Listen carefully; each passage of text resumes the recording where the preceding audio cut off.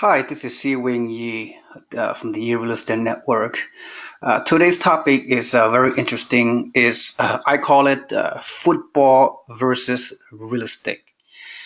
Now, this is a very spontaneous presentation, to be honest, and but right now is Tuesday morning, 9 January at 11:34 a.m. Pacific Standard Time, and so yeah, and some of you don't know, but I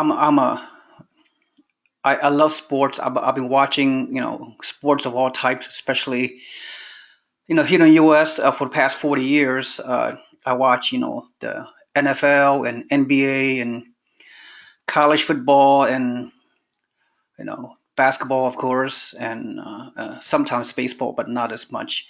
But nevertheless, I mean, what I learned over the years, I'm a again I'm a sports fanatic, and so over the years, whenever people talk about sports, it could relate to the real life, right? The things that goes on in a particular sporting event have you can pretty much translate to the everyday life that we all live. So you don't really have to play sports to understand the analogy, which I'm trying to share with you again. So I don't know where this presentation is going to lead me.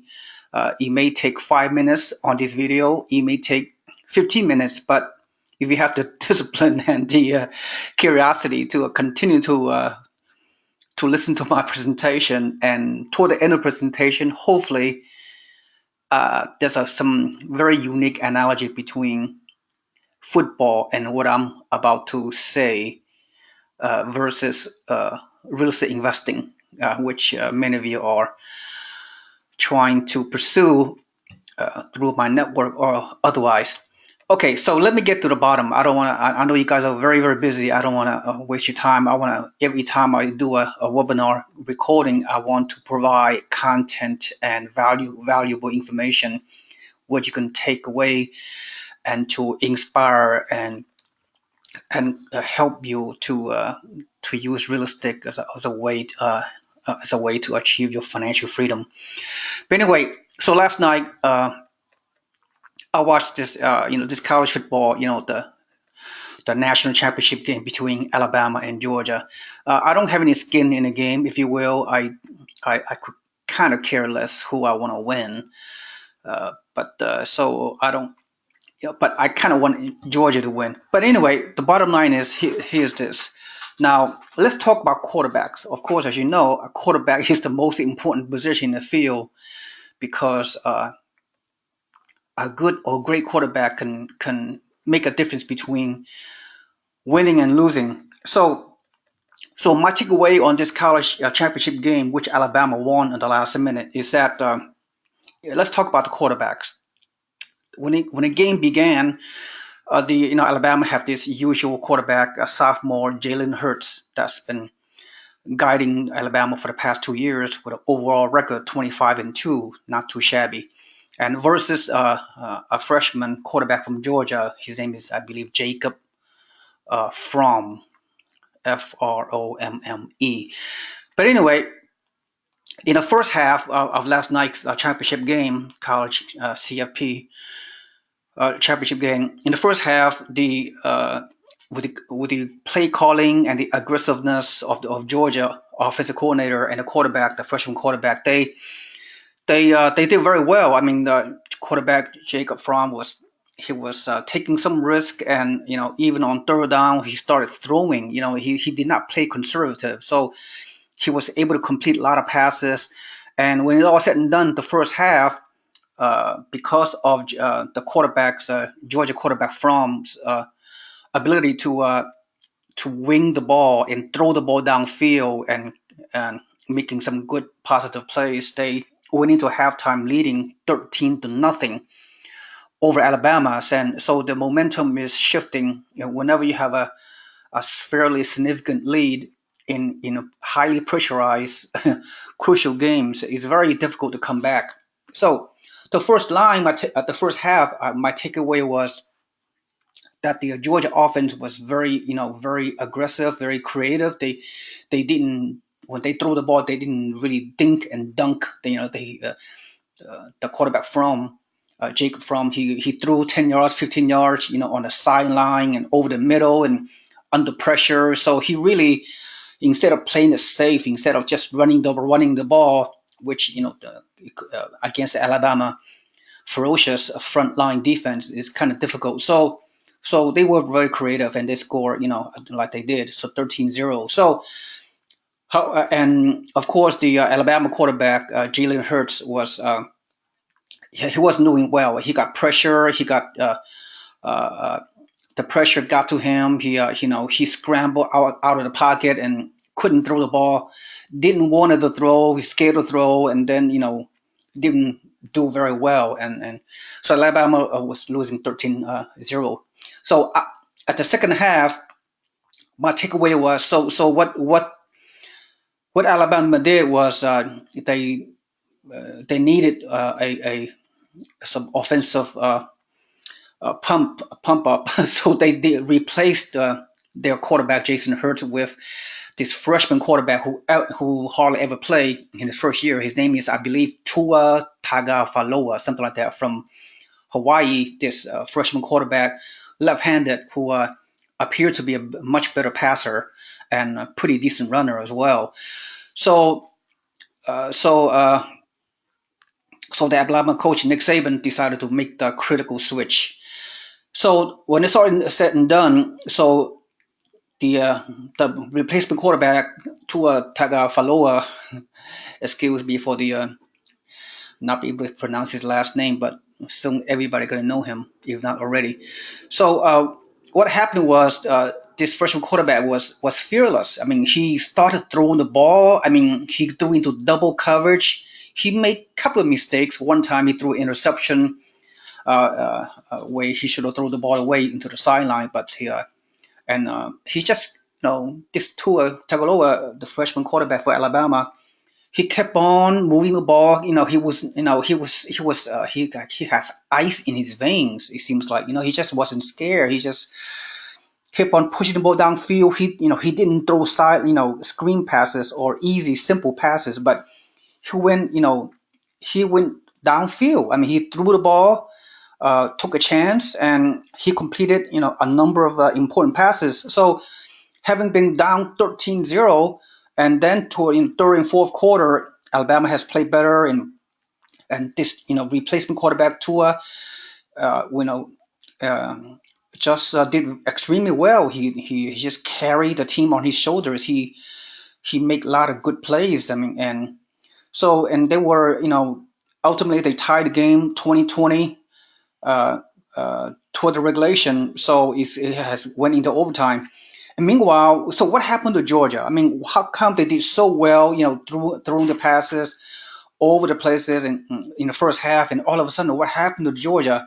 Well, the Alabama defense have something to do with it, but the play calling, the offensive play calling was simply missing in the second half for Georgia. So Georgia quarterback Jake Fromm, whether of his own choosing or by the offensive coordinators, play calling was very puzzling. They kept in the second half. Georgia kept trying to run the ball right up the middle and getting stopped. First down, second down, they ran the ball, gained 1 or 2 yards, and they have a third and long.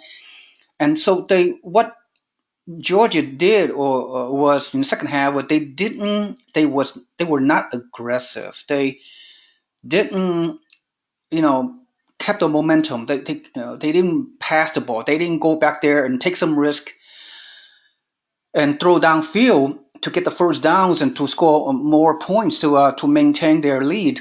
And so it's a tale of two halves between the first and second half. And then in overtime, after Georgia was leading 23-20, and the Alabama had a second down and 26 yards to go, needing at least a field goal, which is going to be a very long field goal to win. So the chances of Alabama winning is pretty slim. If you know how the overtime works, because the Georgia was already leading by 3 points in overtime, and this the series that Alabama had to overcome was the only series, and after being sacked uh, by Georgia, they were in for like a 16-yard loss, second and 26.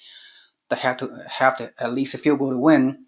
But the quarterback, Alabama freshman quarterback Tua Tagovailoa, he on second down, so many yards to go, he dropped back and then he threw a long bomb, a 35, 36 yarder to the corner of the end zone, and Alabama scored a touchdown, and that won the game, that won the national championship for the University of Alabama.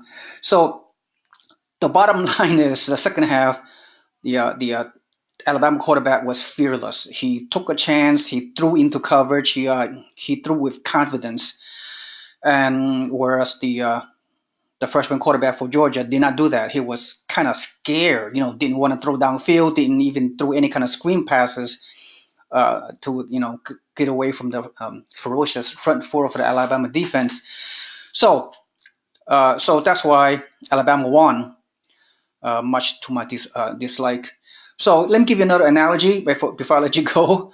The over the weekend, over this past weekend, the NFL playoffs began, right? And and the game that I saw, let me see, the game that I saw, the game that I want to talk about a little bit is between Kansas City and the Chiefs and the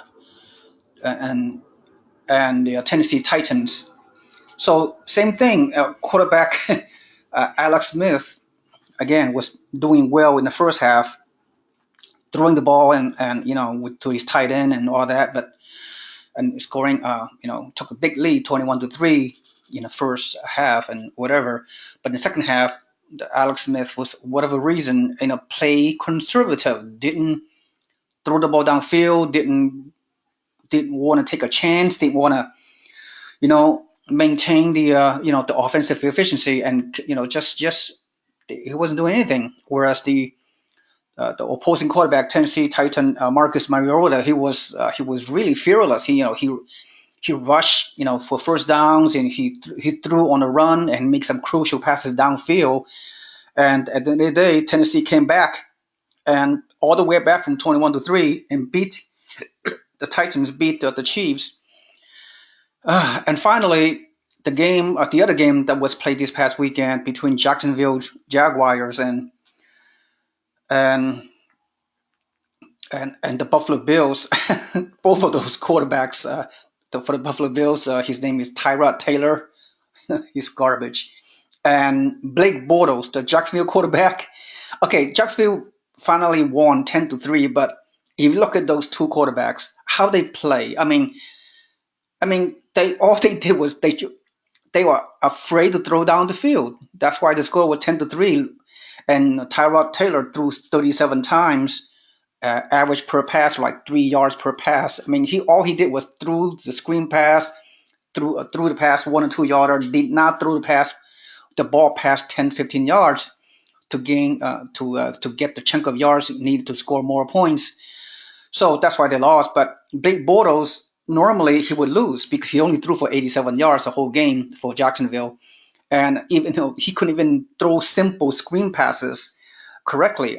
He called himself a professional quarterback, but Jacksonville won because of their defense, not because of Blake Bortles. But Blake Bortles again, he was, to me, with my eyeball test is such that he was afraid. He was afraid to throw the ball anything other than a screen pass or a check down pass. He didn't even throw, to my knowledge, as I watched the game, nothing past 10 yards. So what's the takeaway? What I'm trying to say in this webinar, what I'm trying to say is potential real estate investors, not necessarily you guys, but all the potential investors out there, what's the operative word? What I'm trying to prove today's presentation, I'm trying to prove that you cannot play it safe. You need to take some risk as a real estate investor. Okay, if you play it safe, the analogy, what's the definition of insanity? Doing the same things over and over again and expect different results, right? So for most of you, You are at the stage where you guys are scared to throw the ball beyond 10 yards. You guys are scared to make plays in a football field to give your team a chance, a greater chance of winning. So you are too conservative, too cautious, and try to dink and dunk on the passes and not, gaining, not improving. So not winning the game, not only not winning. If you're at like those quarterbacks which I mentioned, Alex Smith and Blake Bortles and Jalen Hurts and Jacob Fromm, these quarterbacks, they play scared. They play not, instead of you play the game to win. These quarterbacks, they they play the game not to lose. You know what I'm saying? You know what I'm trying to say? So as a investors, too many of you play the game, play the real estate game, play the wealth game, not not committing to winning. I mean, just you're just so cautious in your decision making process, in your mindset that you guys are scared to win, and you guys play not to lose. So therefore, you guys are unwilling to take any kind of risk, small or greater, large risk. So that's the difference between football and real life. You have to take a little bit of risk, not that much, especially with the turnkey system that we provided for our investors. It's pretty much slam dunk. The probability of winning the real estate game are a lot greater if you you think outside the box. If you just go for the go for the gusto, right? Okay, so this webinar presentation you think is all about real estate? No, it's about your mindset. It's about your programming. It's about your personality, right? So hopefully this will help you to inspire you this presentation. And if it does, then reach out to me. I'll be more than happy to help you invest, take action, overcome being too cautious, not taking risk.